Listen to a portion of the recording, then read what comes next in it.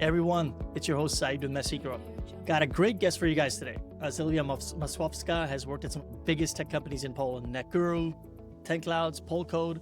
She's managed $40 million in revenue divisions, built customer success departments from scratch, and led our operations teams of 100 plus people at BNP Paribas, as well as Thomson Reuters. So why did she start a consultancy focused on career transitions? Because she's watched a lot of people struggle through the parts that not a lot of people talk about: getting laid off, pivoting industries, figuring out what's next when the path isn't clear. So shift and pause exists because the most career advice is bullcrap. And most hiring processes are broken, as we all know it. Sylwia knows both sides. She's hired hundreds of people. She's also been the person trying to figure out what the next move is. Today, we're digging into what she's learned moving between corporate giants and startups, why hiring is harder than it should be, and what actually helps when you're trying to figure out your next chapter. Sylwia, thanks for sitting down with me. Thank you. And wow, the introduction, I mean, I should use it as my elevator pitch moving forward. Thank you. Happy to be here. Feel free to copy it. Before we dive in, you speak, upon doing some research, you speak French, German, Dutch, English, obviously Polish. That's not normal. What's the story here? Did you move around a lot, or just one of those people that picks up languages? I mean, speak is a nice way to call it. You know, I speak English and Polish mostly. I can understand, let's say, communicate on different levels in the other languages you've mentioned. And that's because of my education and studies. I mean, I always wanted to be able to work internationally, to be able to study internationally. So back in high school, I decided to take on some additional languages to be able to use them and potentially pursue a career in EU institutions. Well, didn't quite work the way I planned, but here we are. I think it still helped me a lot. So yeah, French, German, Dutch is mostly due to the education, due to living in different countries like the Netherlands, like Belgium. So yeah, I would argue that, I mean, your career and your trajectory has been fascinating. So you went from BNP Paribas and Thomson Reuters to Netguru and 10Clouds. What made you leave corporate for tech? Well, that's a long story, but let's try to put it short. So, well, first of all, corporate was a great start for me. You know, like being after studies, I decided to come back to Poland. First, I thought for a short period of time, some holidays break, you know, stuff like this. But quickly I realized it's a good moment to be here. The corporate world was growing in Poland. A lot of companies was opening back offices, growing the number of job offerings, and specifically, they didn't require that much of an experience, but rather this international education or languages knowledge. So this is actually what helped me to start the career in corporate. And this is how I got to Thomson Reuters. And I think that it was a great moment. It was a great decision to take on this career. I've actually decided to start working while simultaneously doing my master's. So I did my master's, you know, like over the weekends while already working for Thomson Reuters. And yeah, I mean, this was a great, huge speed for my career development. I quickly managed to grow to leadership roles and to develop further in these areas.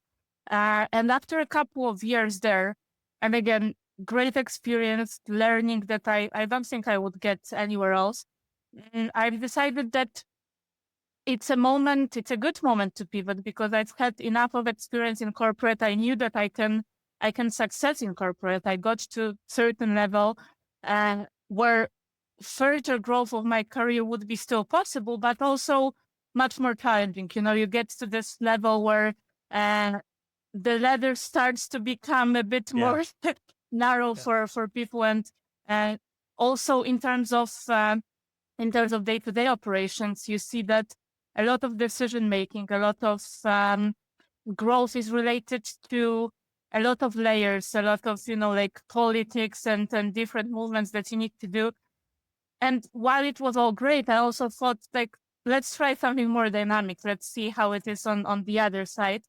And it wasn't a light decision, but it was also related to let's say, somehow a strategic move for me, because I knew that tech is, again, growing in Poland at that time. You know, like the companies were we're seeing a huge revenue growth, the development of new products, SaaS companies. This was the moment where you could really see this boosting in the area, not only in Poland, but in Europe in general. So I thought, when if not now? I had the experience, I had the knowledge, and I also believe that with the level of professional experience I've already gathered, it's a good moment that I'll be able to change, even though I didn't have like a specific education or experience specifically related to tech. But with what I knew back then and the skills I already had, I was pretty sure I will be able to transfer from one industry to another. And at the same time, confident enough that in case something doesn't work out, or if I decide that this type of career is not for me, I could potentially always come back to corporate. This is something that will be there. And if I want to, I can try to get back into the bigger companies. So the decision had many layers. But I just thought the timing is right. My skills, my competences, my drive for the development and growth was there. So that's why I wanted to try. It's muscle memory at the end of the day, right? You can always come back to it should you need to or want to. What's the biggest difference between corporate and startups from your perspective? The pace of decision making, I would say.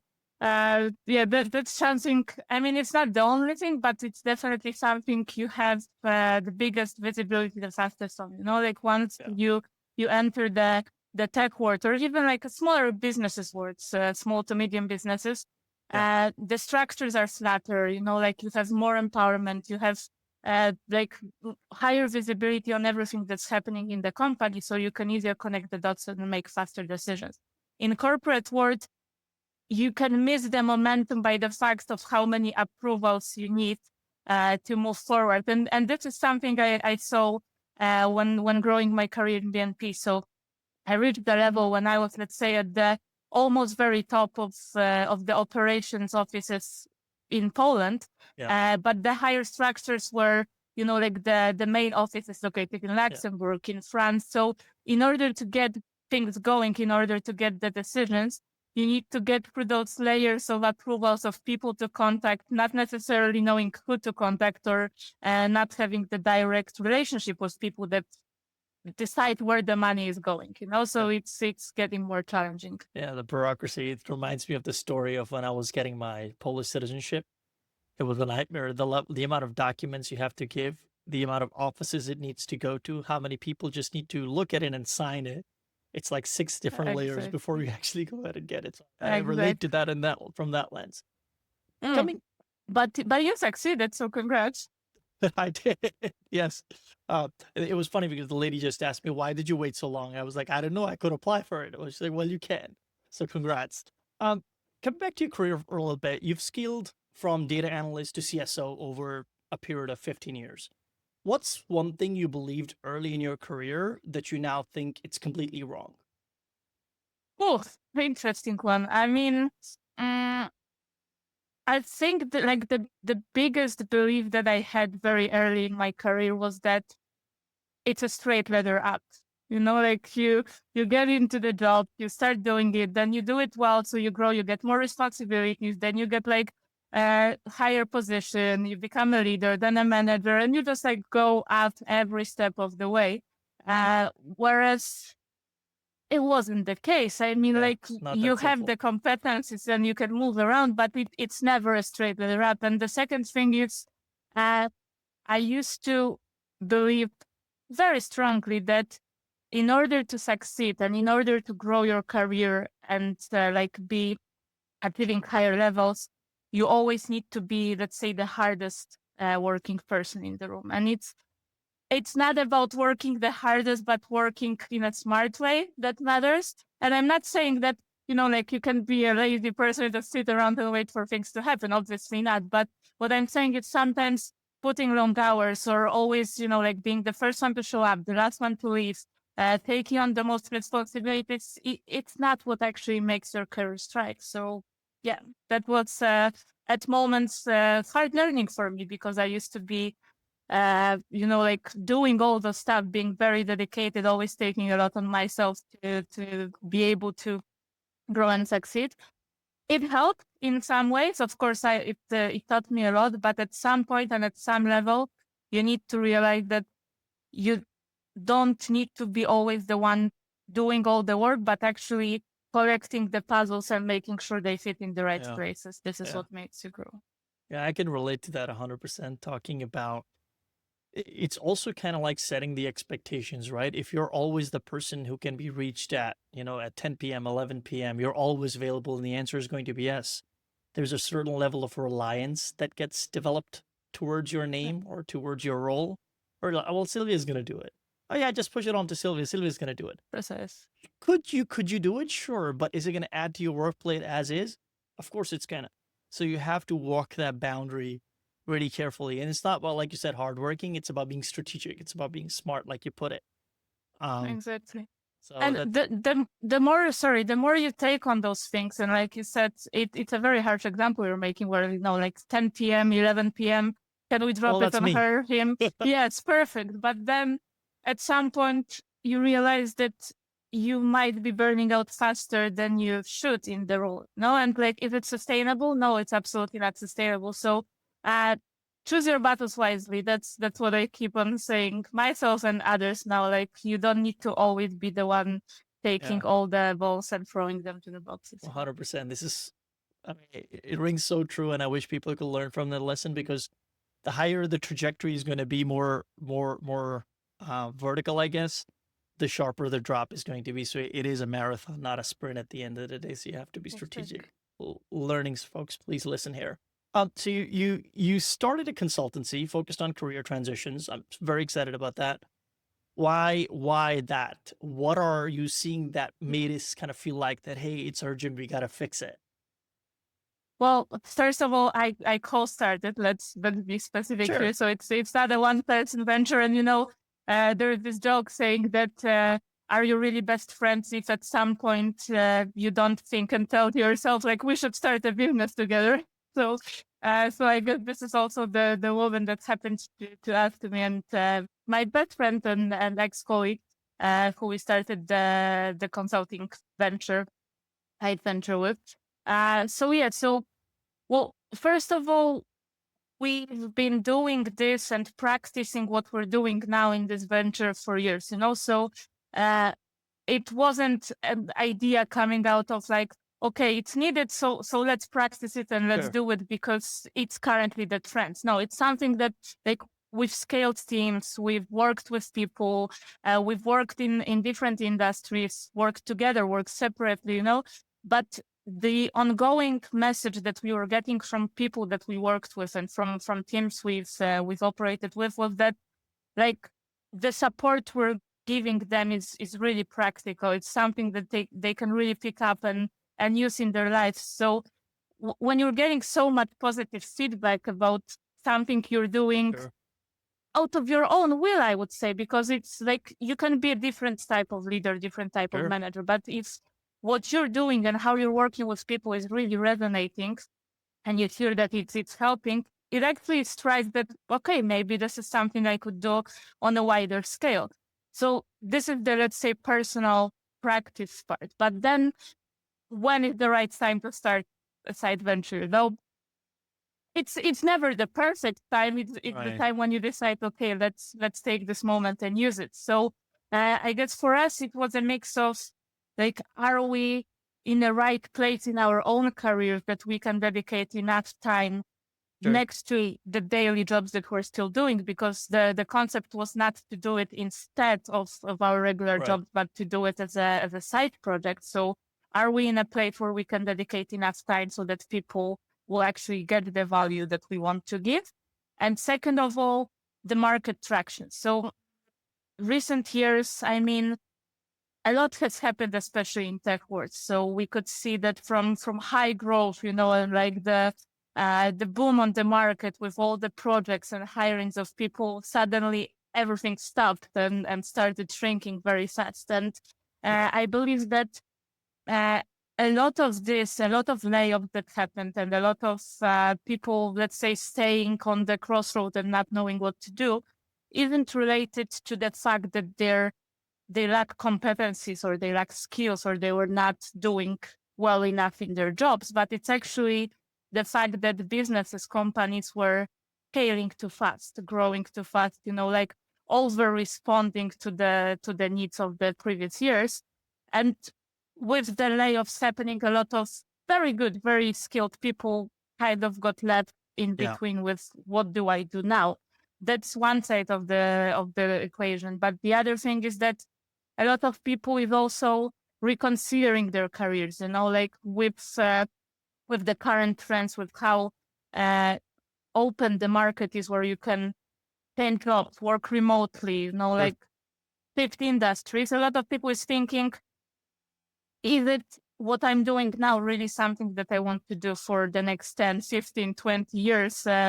Is it something that I really like, or just something that pays my bills? So there were those, like elements that show that, okay, that's the right moment, because we can actually prove ourselves. We are the walking proof of the fact that you can change industries, you can change careers and grow them. So we can transfer it and help a lot of people that are currently in need. And then the second part of it, because the consulting is not only targeting the individuals, it's also targeting the companies. So we are living in times where number of companies is growing faster than ever, I think. Like with AI, like you can have an idea today and basically open a business tomorrow, so to say. So basically, it's if the idea is right, if the concept is there, if it has a business, let's say, relevance and proof, that's great. But every company reaches a moment in time where it's no longer one person business, like you can't continue to operate it yourself. And then you're standing in front of the concept of hiring and growing the business, and maybe letting go yourself a bit and giving others space to work for you. And with the number of companies growing and the number of ideas, a lot of those people that are opening the companies simply lack experience in hiring and growing teams, because they didn't have a chance to get it. So for us, it was a natural concept, like, okay, we did it so many times. So let's save those other people, those companies, the time for mistakes, the cost for mistakes of hiring the wrong people, or looking for, like those masterminds.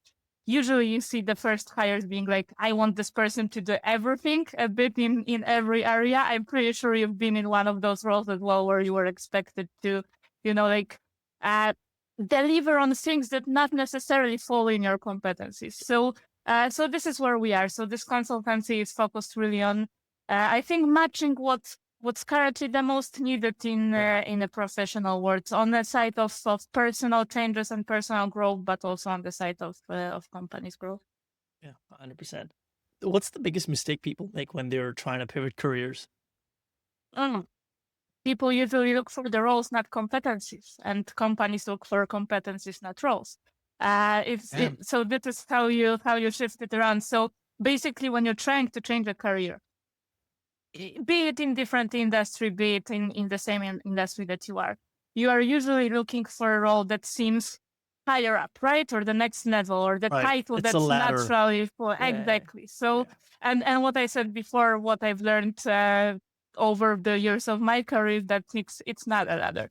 So basically, when you're, let's say, I don't know, a client account manager, and you want to grow, the next role you will be looking for is, I don't know, client partner, or the team leader of the client account manager's role, but something related to this. So you're looking for a title, the next thing you want to do.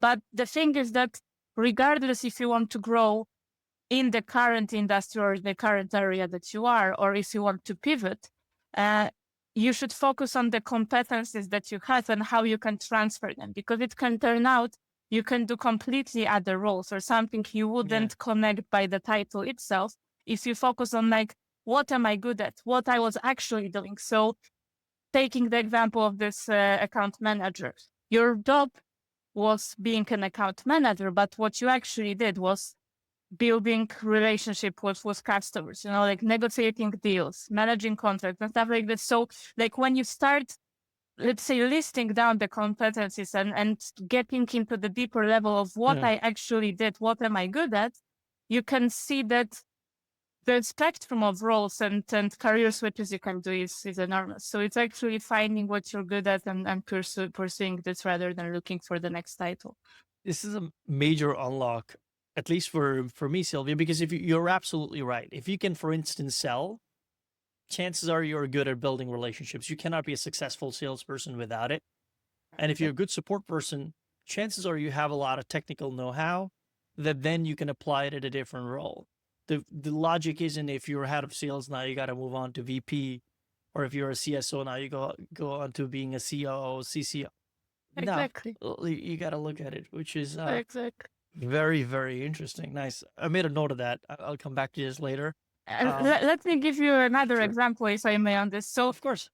if you're a product manager, it means you're really good in, like organizing Sure. big level of work, big level of data, like getting people to do simultaneously different things. You can transfer it easily to another businesses as well. But the personal example, you've asked me previously about transferring from corporate Sure. world to tech world. And I mentioned I didn't have experience in tech there, but what happened is that I was working in finance. I was working in investment banking, in financial information. So when I was transferring, I actually doubled down on these skills and my knowledge of the specifics about, like the finance world, working with the clients in financial world. So what I did is I've entered tech world not through the same role that I had in BNP Paribas or in Thomson Reuters, but I went for the roles where I could prove my skills to work. So Sure. as I was working in BNP, like with different offices, negotiating the deals internally, managing team responsible for client account management. So when I went for the tech world, I started by entering the product company that was specifically focused on finance. So I could connect already the skills, like I know how to talk to those people specifically, so I can transfer this skill. Do I know the product side? Do I know how, like the SaaS was built? No, I didn't back then. Now I know a bit more about it because I work here for a couple of years. But back then, what was important was the fact that I could transfer very relevantly the skill that I had to the new role. Yeah. So this is the advice I would give to anybody who wants to shift their career or pivot the roles. Because like products can be learned, they're not rocket science. But I guess if we flip the question a little bit, Sylwia, people say, yeah, sure, let's look at competency because there's a lot of overlap between different roles at different companies. How do you convince employers that are pretty much dead set in their ways where like, no, we're looking for a head of X or product manager only? Just because you did support, that doesn't mean you can go ahead and do that. Because I feel like that a lot of employers still are pretty antiquated. A lot of even ATSs that are out there, application tracking systems, they would just zero you out as soon as they see that you don't have the relevant experience. How do you go through that noise? I mean, and there are two ways to answer this question, because first of all, yes, a lot of employers still have this, let's say, old school of doing things. Let's connect the titles and see if the person has the experience. But I believe that more and more companies starts to see the change and notice that they need to look at things differently. And you can see it in how headhunters are operating now. And I've been contacted by many headhunters for the roles that not necessarily practice, like my natural career path. So I would ask, like, why would you contact me with this role? And they said, like, okay, because your skills might actually be transferable. So I see the shift in the market, but it's also a long process. And until all the companies will decide that this is the right way to do, I guess a couple of years can still pass. So what we can do in the meantime and how we can convince the employers that we're the right hire is actually landing this first interview. This is what matters the most. So how you present yourself on the paper to get to this first conversation, because once you get to the conversation, once you sit with a person in a room or on the call, how you present yourself, how you navigate the discussion, this can be a game changer. Like when you're talking, the title doesn't matter anymore. It's what you say, how you, or maybe you shake your head, maybe it's not completely irrelevant, but it's more relevant how you present yourself. So in order to get to this first discussion and to get to the interview, Well, basically, you need to learn how to present your skills and competencies on the paper to match the ATS, to match the scoring, because usually the first review is done by a system, not by people now. So this is also what we do as part of our consultancy. We also help people to present themselves well and properly on the paper based on the direction that they want to take in the hiring. So first of all, you need to take on your skills, realize what is it that you're good at, and then match, let's say, okay, so what is it that I could actually shift to? It's not like sitting, in the dark, okay, I'm good at organizing words, so I will now apply to 100 different jobs. No, like you first should realize what is it that you want to do as a next step, let's say, at least in the area, and then how you can present your profile so that it matches the hiring. Yeah. Yeah, 100%. What's your take on fractional executive trend? Is it real value or just rebranded consulting? Well, I would say very in a political way, it depends. I would say that it's a very interesting trend and something that I could personally use as well, to be honest. Like I could go into this business, and a lot of companies can benefit from it. Definitely, especially like smaller businesses, like again, the trends in tech world prove that scaling too much is a mistake. Yeah. And then you need to quickly shift and drop some roles. Post-COVID. Exactly. So fractional leadership roles, fractional executive roles, it's a response to this as well, because you don't need to grow your overhead that much, and you can still fit like the needs that you have currently as the company, use the expertise, use the experience, especially in the areas that you need it most. But why I said it depends is that because of how trendy it becomes, and like with everything, there is a new trend on the market, so everybody is kind of jumping to the train and wants to pursue it. It can be, let's say, overcrowded by the people that lack the actual practical experience to do it, and that's where the issue shows up, because consultancy is a wider topic. Like consultancy can be project-based, can be a specific goal-based, whereas this fractional executive roles, it's something I would say more business level wider when it comes for the company. So like you're not asking for a very specific project, like deliver the revenue for me for the next quarter or half year to be to this level, but rather you're focusing on like growing your business, growing your company, maybe building a first sales team and so on and so forth. So this is why you need those executives for. And in order to do it right, I believe that you need a very certain level of practical experience. And those people had to do it multiple times themselves to be able to say that they can do it fractionally. Yes. So the practice is really what matters most here. And I would say for the companies, you really should verify the practical experience before hiring this fractional leadership person. And again, when it comes to the development of this trend, because I don't know if you've heard, but the annual growth from 2020 to now is actually 20% per year when it comes to like the business coming from fractional leadership. Really? So 20%. Yeah. So it's a very trend topic now.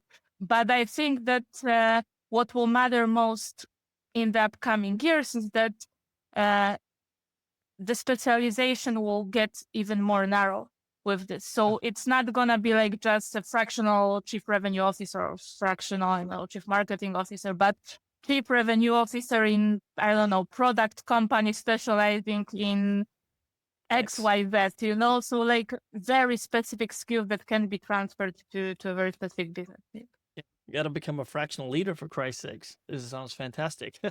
I want to talk about your career a little bit more.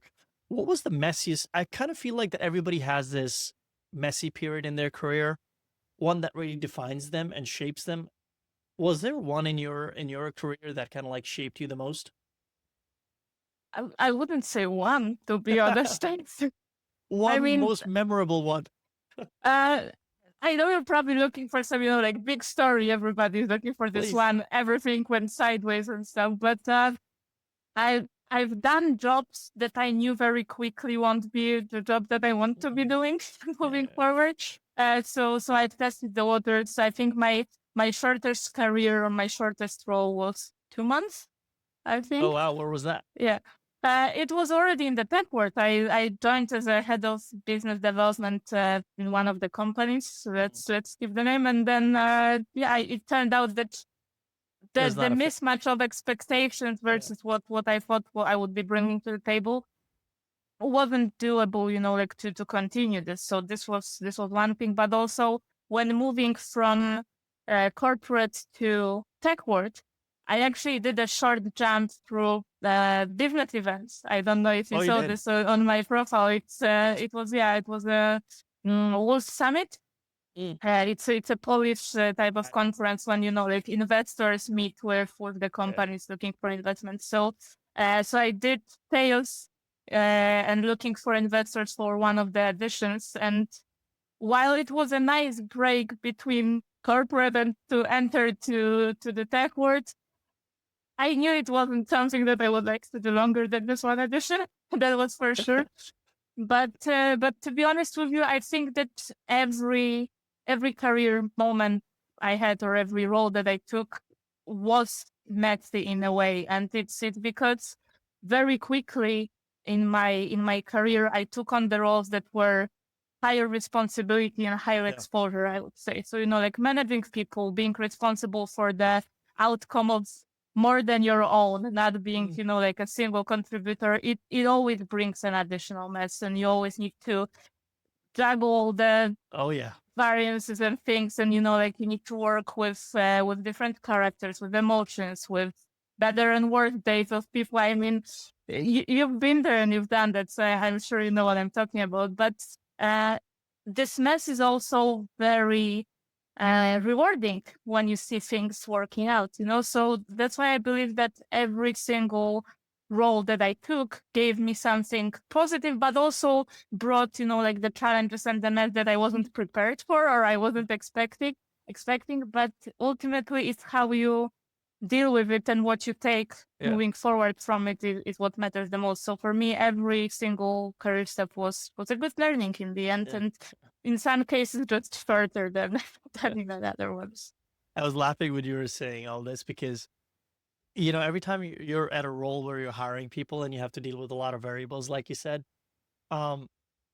it's rewarding, but only after some time. You look back at it, you go, oh, yeah, I learned something there. It was rewarding. But at that moment, it is a pain in the butt.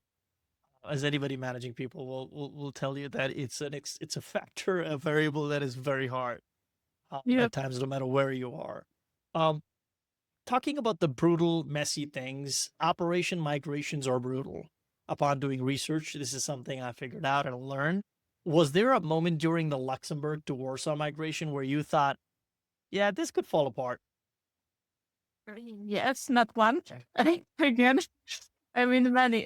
The story is a bit wider here because so moving the operations from Luxembourg to Warsaw, it was BNP times. I was actually hired specifically to first move the operations and then lead them in Poland. But the issue, or maybe not an issue, but the challenge, as we like to say, there are no issues, there are only challenges. So the challenge was that I was the last one to be hired. So the whole team was already hired and in Luxembourg when I joined them. So not only I had to, like take on the whole process and bring it to Poland, I had to also meet the people and, like validate if they are really, competent and let's say skilled enough to do the job. And I wasn't responsible for the hiring. So as much as, of course, I've trusted the people who did the hiring, you like to have a say in how you hire your own team. So there was a lot of elements that I had to navigate. So I would say that, again, the process itself wasn't the most challenging part, but everything related to people, to operations, with transferring responsibilities from one person to another was the hardest one. And, like at the same time, you have a group of people on the other side that did this for years. It was always their job. They were sitting in this office for years doing exactly this process. And suddenly, like some youngster, because it's also related to years in career, some youngster comes to them and says like, okay, so now we're going to take it all from you. Thank you very much. And we're going to bring it to the operations office in Poland because, hey, it's cheaper to do it back then, because this is precisely why a lot of operations was moved from the core offices of big corporations to Poland specifically. So, I mean, the number of times that I thought it might not work was quite huge, I would say, starting from, do I really want to get myself into this and, like go there and do this? But, well, why not? And then meeting people, getting to know the process, seeing how complex it will be, how hard it will be to, just like cut the tie and move from one place to another. Yeah, but I think I'm the type of person, and I think it's important to be like this in those roles, is that it actually motivates you to do it. Like, if it would be so simple to do, would I really be here and do it? Like, or would they need this many people or a new team to run it if this would be a straightforward thing to do? So I would say not freezing or not being demotivated if something doesn't go the way you thought it will from the very beginning is the important part. So, be honest. I mean, you got all this responsibility pretty young in your career. Did you anytime walk into the office and had that "I'm the captain now" energy, or you're always the humble one?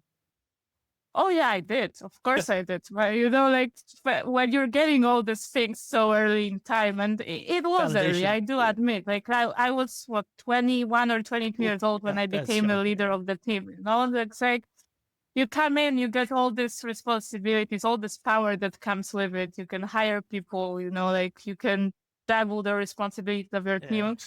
It makes your ego grow. You can't deny it, like, so there was a moment in time when I was coming and saying like, like I'm ruling here and you just come and do it. But thankfully I learned that this is not the best way to move forward with the leadership career. And I think thanks to this, I also still continue to do it and enjoy it. Sure. Because if you're not accepting or learning at some point that you're not the smartest person in the room, actually, and you need other people, with their skills, knowledge, and competencies to complement each other. It can be a short or a very challenging career when you go into the leadership roles. Yeah. This is a team sport, and you need the team running well for the most part. Talking about that, running a 40 million revenue business division, I'm sure sounds glamorous. It's kind of like I say, our company does $30 million in recurring revenue. Yeah, it sounds great. Is there an unglamorous truth that people don't see that is attached to that number?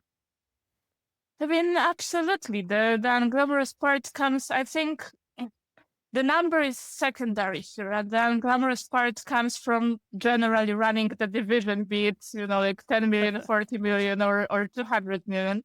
But you always need to balance conflicting interests, and this is what happens to you constantly. And your interest sometimes isn't the core one on the one, or the one that you should actually push to be pursued as the first one. So you need to learn that client expectations are different, business expectations are different. Like, you have your responsibility to deliver. Then you have your team, people, emotions, like the way they want to do their job, the way they want to succeed in their job. But then there are different players in the company that are outside of your team, that your team collaborates with. Everybody's playing to the same side in the end, but like the interests can conflict, or let's say the means to an end might differ. So it's really like the balance that you need to maintain from day to day is it's what the unglamorous part is, because it's hard to accept that your right or your need for something, first of all, might not be the most important one at the moment. That's the first thing.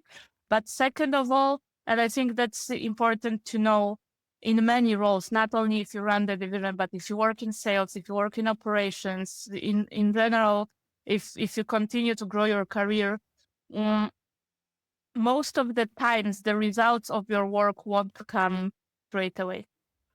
You don't see an effect from day to day, you know, like you dedicate your time, you dedicate your energy, you grow this business, like you build customer base, you run sales, but it takes time to see the fruits of your work, you know. So it's very easy to get burned out quickly, or to think or stop believing that you're actually doing a right job if you don't see this effect. So coming back to your question, the unglamorous part is continuing to tell yourself that you're actually in the right place and doing a good job, even if you don't see the results straight away. Have you written a book yet? No. Yeah, I'm just putting it out there. Thank you. You would buy it. Thank you. I mean, let's wait for all the books now that are in place to be published, and let's see what they're left to say. I think like there comes a moment in people's career these days that, you know, like if you don't write a book, somehow you're not fully, you know, like grown and developed in a professional life. So I will wait and see if there is anything more to say besides the book. So written. Cool. Talking about challenges and growing things up, has there ever been a growth play that you were sure you would crush but completely flopped? Yes. Interesting one. I mean, I work in sales and business for quite a few years now, so there has been a few, but I would consider maybe not only that I thought it will be great and it crashed and burned, but in general, what the market thought at some point was the cold outbound or cold outreach, as you would say, and doing, you know, like thinking that you will be able to grow the business based on this, putting the messages out to people and growing sales team that was dedicated specifically to gain new customer base out of cold messages. So yeah, there was a moment in time when I thought, let's do it, let's try it, maybe it will work. But yeah, the mass outreach, I don't think it worked ever. I think it only worked because of the external factors and the moment in time that made it work. It was never a good concept.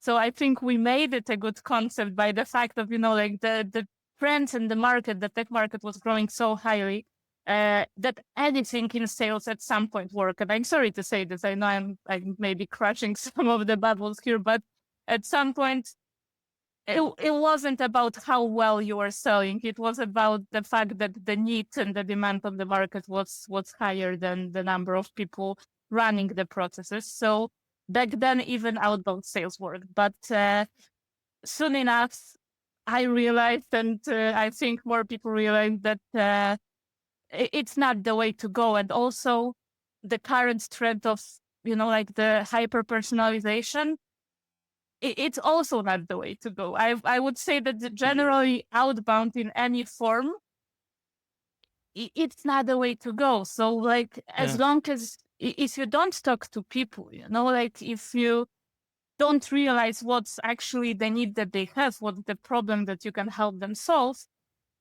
there is no place for you to do business with them. You know, like outbound dies the moment you realize that you can't know what people want without talking to them. So that's basically the case. And any form of it.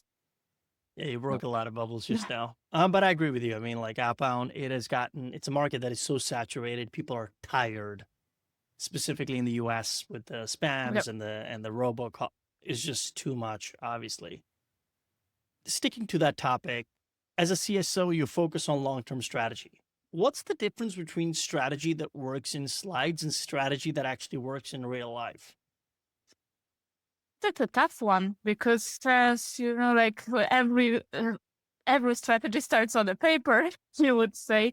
But then if something is well written and glamorous and, you know, like perfectly presented on slides, but crashes on the first attempt of trying it out in the real life, it's not a long-term strategy. So I would say that you can only foresee the number of factors and risks that can happen when you create a strategy. And on paper, you can put those risks and factors in place. But if your strategy or the process that you're creating cannot survive the unforeseen, that's Very well when put. that's when the whole thing crashes. So I would say, if you're not able to park something, even because there are moments where you need to focus on the most important current matters at hand, but if you can't park or limit your long-term work to deal with the moment that you have in time, but then quickly resume and continue to go in this long-term path, it means you don't actually have a strategy in place. It means that you're just like focusing on short-term wins. And short-term wins are not sustainable. You need to be able to actually pick up the short-term wins and make them repeatable. Like you need to make sure that you build on this. What are you good in short-term? And then create a process or a long-term plan around it. But at the same time, as I mentioned, if something happens that you didn't plan it and that you didn't foresee, and you're not able to fit it into this plan, it wasn't a strategy. Very well put. I think this is the episode. I think I'm killing a lot of battles today. I'm sorry. Yeah. And this is the only episode where I'm shaking my head so much. I'm like, this is right. This is right. But I think, like, you know what? I believe in like direct and honest communication, Sure. like so many people tells you, like I love how in tech world now, when you're asked what do you need to do to continue building the companies and growing the businesses, and the message that is everywhere out there is like, oh, you need to diversify your portfolio, or you need to focus on niches. Like, well, great, we all know it, but what does it actually mean? Like, what do you need to do? So when I work on a long-term strategy, when I work with people, when I work with businesses and talk to businesses, I make sure that what I say is actually transferable into practice, not just, some generic story that you can tell to anybody in any business. So. And it sounds great. I mean, literally, I wrote a post about it today. Just so complicated. Sounds great. Okay. Well, can you just tell it to me in English, like simple stuff, and tell me how to do it, the step? But then it just becomes a lot more complicated, right? Yeah. For the most part. Talking about shift and pause for just a minute. When founders or leaders come to you and they're burnt out, what's the pattern you see over and over? I think the most common pattern is the generation of overachievers that comes and hits the wall at some point. So, you know what? Like we see currently a lot of leadership roles, a lot of founders, executive leaders are the people, let's say, coming widely from the millennial and related generation. So the generation generally that was taught by our parents, but by how we saw them working, that the harder you work, the more you achieve. Like the more you take on yourself, the bigger chances you have to grow. So it ties back to what I said at the very beginning, that sometimes it's not about working the hardest, but the smartest. So I think that because of this, a lot of people that grew their careers and got to this leadership or executive level or opened the companies, they did it by the fact that for years now they were dedicating a lot of effort and power to to get where they are. But at some point, what we talked about previously, you need to realize that how long can you maintain this level of pace? Like how long can you continuously be the person that can solve everything, that can, like take everything on themselves. So I think that this is the biggest pattern when it comes to people that come to us with the type of a burnout or the type of, let's say, the moment in time where they're facing the question of, am I able to continue to do it, Yeah. or what should I do with my career moving forward? So I call them wildly overachievers, but of course I don't want to generalize here too much, but this is how I would categorize it, I would say. Yeah. I mean, if you're operating at 100% every day for years, that machine will break. And I think you made a pretty interesting point early on, is that you can be great at it every single day, take on work, but at any given moment in time, the company could just fire you and let you go, and all that loyalty just came to an end. So not only you have that problem of like you're coming to a halt and your identity getting lost because you invested so much time at your work, but also you just don't even know what to do anymore because, all you did was work. So I think that what you said was Exactly. striking the right balance is pretty critical, and knowing your limits. Knowing your limits, but also, and it's super challenging. And I speak here from my own experience because it took me some time to realize this, but letting go of, like the power and the responsibility you have. You asked me about this moment. Was I ever thinking like, I'm the captain here, I rule the place now? Obviously, yes, but it's extremely challenging for executives, for leaders to realize that by what I meant by not being the smartest person in the room is that you should actually not have all the right answers, or not be the one that always is able to pick stuff and know how to do them from A to Z, always have everything ready and played out, but be the person who can ask the right questions, ask more questions, challenge things, give people the ownership and the responsibility to do stuff on their own, even if it means failing at some point or in some cases, but actually giving the space to others to grow means letting go of your own, responsibilities and your own competencies sometimes. And this is the hard part when you're becoming a leader, when you're becoming an executive, that you're not the one to always steer all the elements. You don't have all the answers right at the end of the day. That's what you got a team for. So fascinating stuff. You've worked in fintech, IT, banking, you said events, NGOs, and consulting. What industry taught you the hardest lessons? And if so, was there one or two that you call out?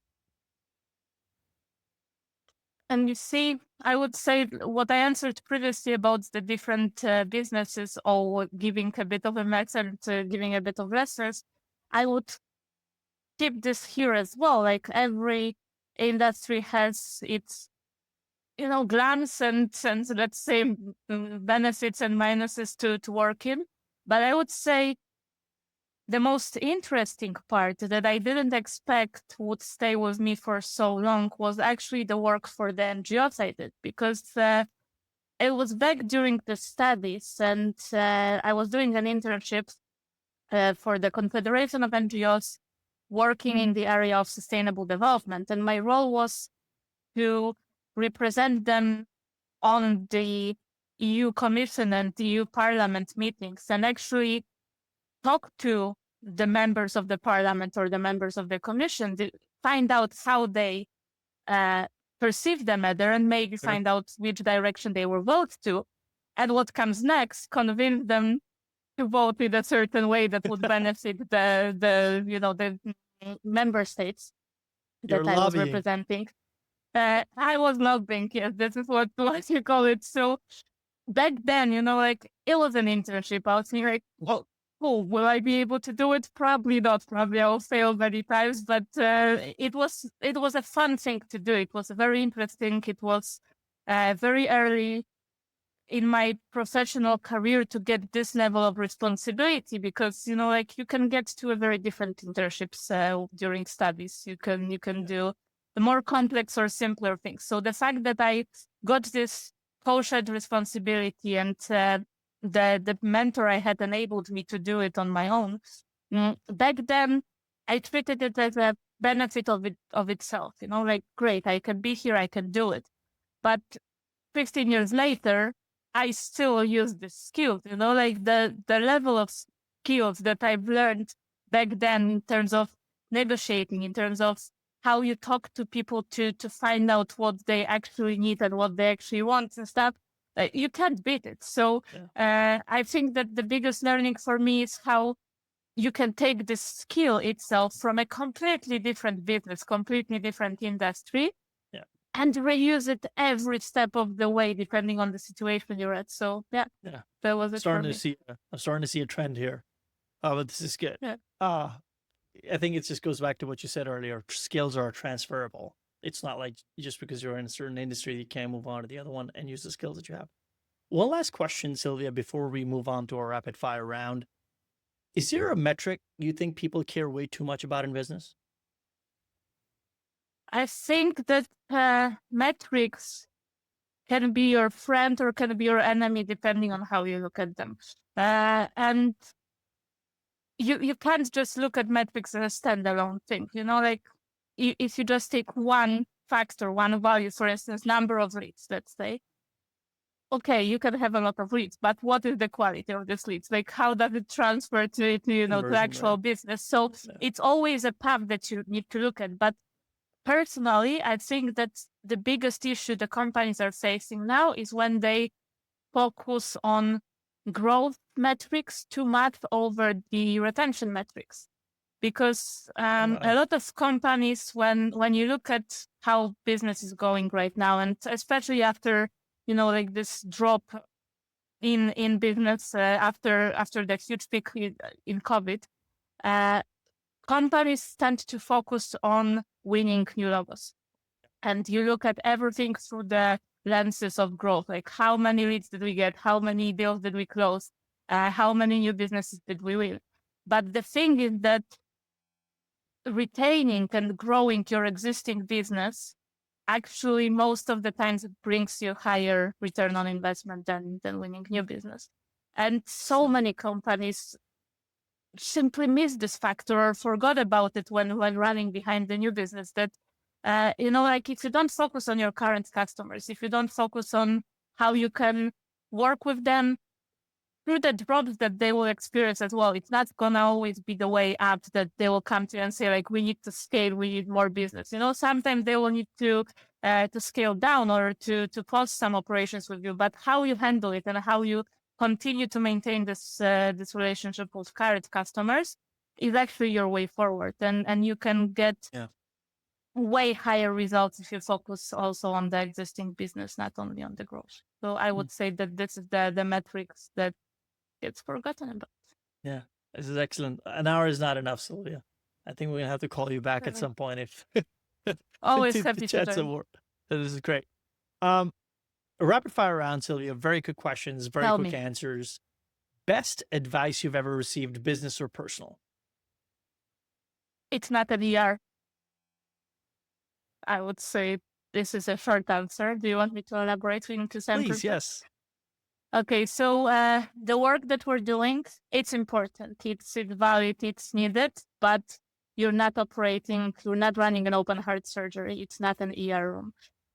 So the decision that you're making today can be fixed tomorrow if you take a wrong shift. It's not that your life dependent on this exact situation. So in many cases, it's better to take the decision and test it than breathe and not take the decision at all. That's fair enough. What do you say to those leaders, by the way, just out of context, that treat business as war? Like, guys, we're waking up, we're going to battle every single day. Is that a thing? It is a thing, but it's a thing I don't really like, I would say personally.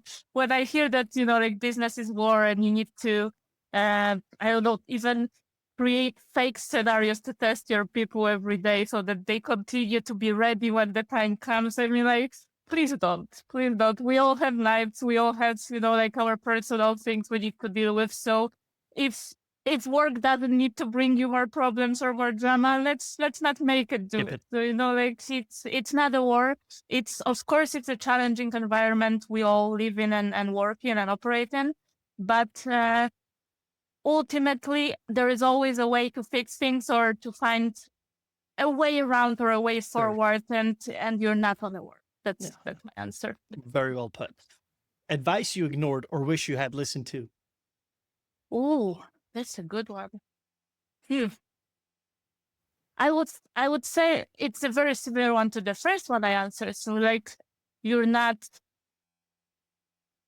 like you're not managing life, you're operating an open heart surgery. This is the same advice, because I burned out myself and learned the hard way that investing myself too much is not the way forward before I learned not to do it, So this is the advice if I would have taken, and I did receive this advice earlier in time, but yeah. You got to apply it yourself, right?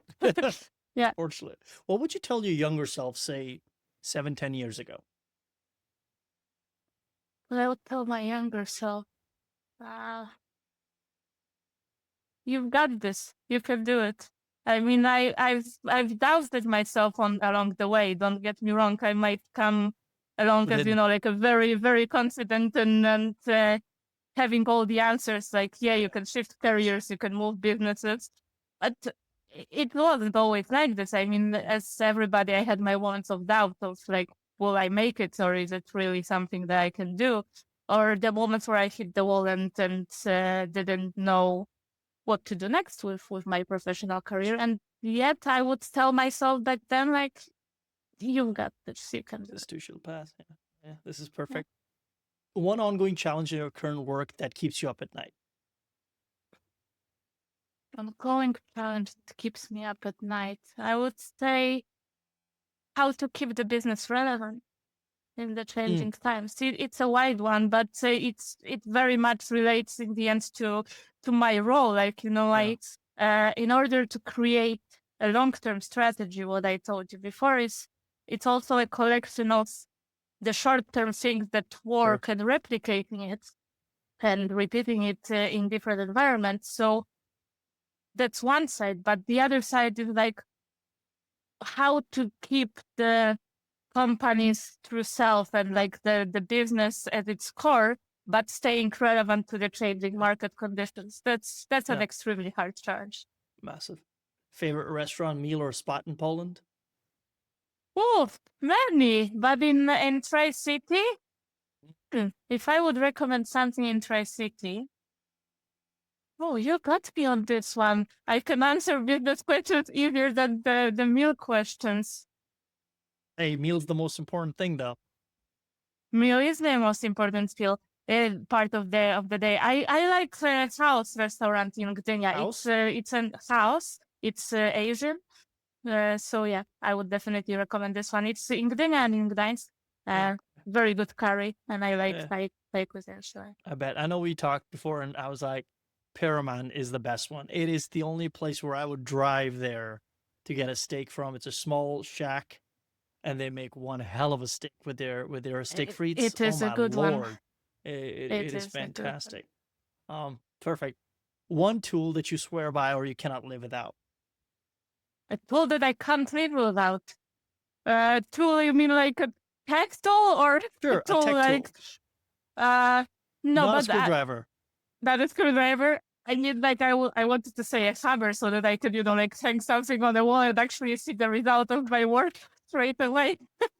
But the tool that I can't live without now, I mean, I use ChatGPT a lot, and I love it. I mean, AI in general, I think it's a game changer if you know how to use it and you don't think it will replace your work or it will make your work irrelevant, but consider it as a benefit to how you can operate. It's absolutely amazing.